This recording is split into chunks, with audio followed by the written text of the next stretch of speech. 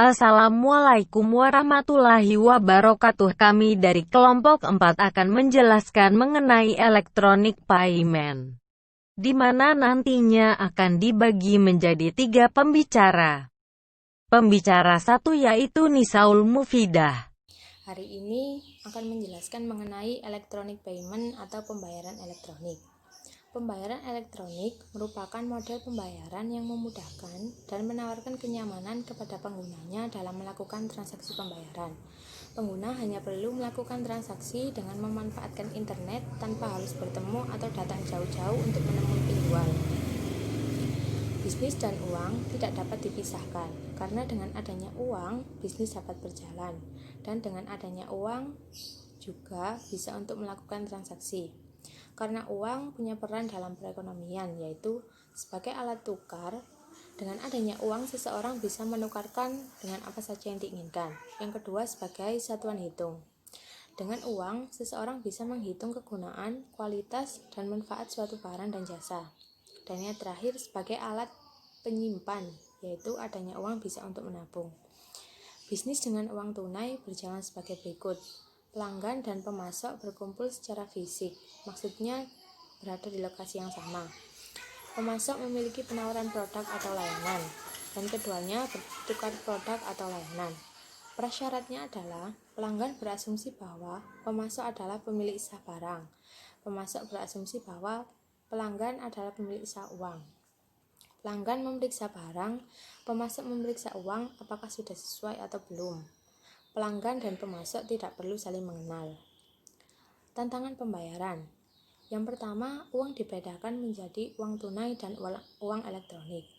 Uang elektronik adalah alat pembayaran yang tersimpan secara elektronik dalam suatu media server atau chip yang bisa digunakan untuk berbagai macam pembayaran. Beberapa metode pembayaran utama adalah pembayaran tunai, pembayaran melalui transfer bank, dan pembayaran dompet. Contohnya seperti OVO, Dana, GoPay, dan Isaku.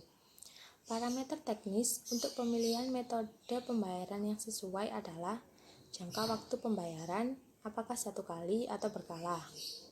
Anonimitas pelanggan, yaitu orang yang dapat menjangkau produk yang kita tawarkan walaupun kita tidak mengenalnya. Yang ketiga, tingkat jaminan pembayaran, apakah perlindungan terhadap kekurangan pembayaran dan perlindungan terhadap keterlambatan pembayaran. Persyaratan keamanan untuk memilih metode pembayaran adalah kontrol dan pemantauan transaksi, autentikasi aman, ruang lingkup tanggung jawab. Prosedur pembayaran. Yang pertama, pembayaran pertagihan. Tindakannya adalah pesan, pengiriman tagihan, pembayaran, lalu konfirmasi pembayaran yang masuk. Potensi masalah yang mungkin muncul adalah pengiriman tanpa adanya tagihan, ketidaksesuaian antara yang dikirim dan catatan tagihan. Yang kedua adalah pembayaran per uang tunai di muka. Tindakannya adalah pesan, pemberitahuan, pengiriman tagihan, dan pembayaran. Pengiriman dilakukan setelah menerima pembayaran. Potensi masalah yang mungkin muncul adalah durasi dari pembayaran sampai pengiriman. Yang kedua, ketidaksesuaian antara jumlah pembayaran dan volume pengiriman. Pembicara 2 yaitu Raniatul Firdausi.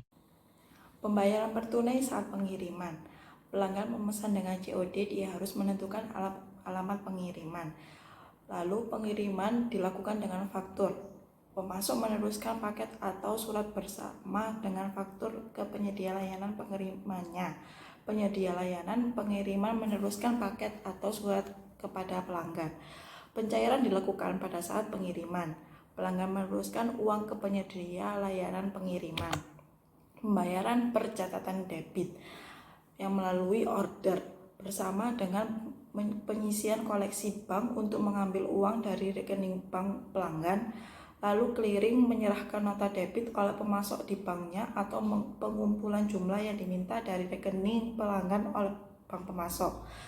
Kemudian pengiriman ke pelanggan.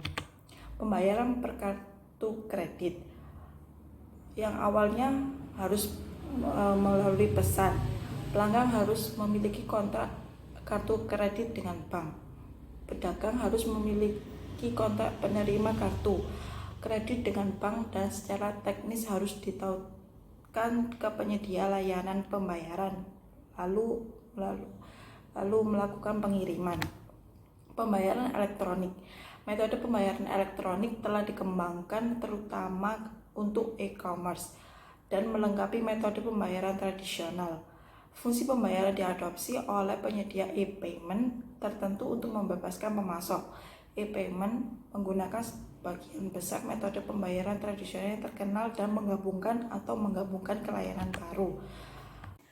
Yang dengan cara pelanggan memulai pembayaran di pemasok. Pemasok mentransfer permintaan pembayaran ke penyedia melalui pembayaran elektronik. Penyedia e-payment mengarahkan pelanggan ke situs pembayarannya. Pelanggan mengkonfirmasi pembayaran, penyedia e-payment mentransfer konfirmasi pembayaran ke pemasok. Penyedia e-payment membebankan rekening bank pelanggan, dan kemudian penyedia e-payment membuat nota kredit untuk rekening bank pemasok. Metode pembayaran elektronik yang dipilih disajikan selanjutnya, metode berbasis email seperti Paymail. Pembicara 3 yaitu Aftoni Ubaidillah. Manajemen tagihan. Keterlambatan pembayaran dapat disebabkan oleh 1. Penagihan kembali pembayaran kartu kredit, 2. Tagihan balik dari nota debit, 3. Pembayaran faktur tertunda. Metode pencairan adalah surat duning melalui telepon, kunjungan, identifikasi debitur. Jika kegiatan casing sendiri belum berhasil atau pelanggan tidak membayar atau tidak membayar jumlah uang yang benar, lalu dapat meneruskan kasus ini ke pengacara dan akan melakukan kegiatan berikut. 1. Mengumumkan kegiatan hukum, 2. Referensi untuk penilaian, 3. Salinan pernyataan kasus. Jika kegiatan pengacara tersebut tidak berhasil, maka akan meneruskan kasus tersebut ke pengadilan. Prosedur pengadilan adalah prosedur duning, gugatan, menekan tuntutan pidana jika dicurigai melakukan kecurangan.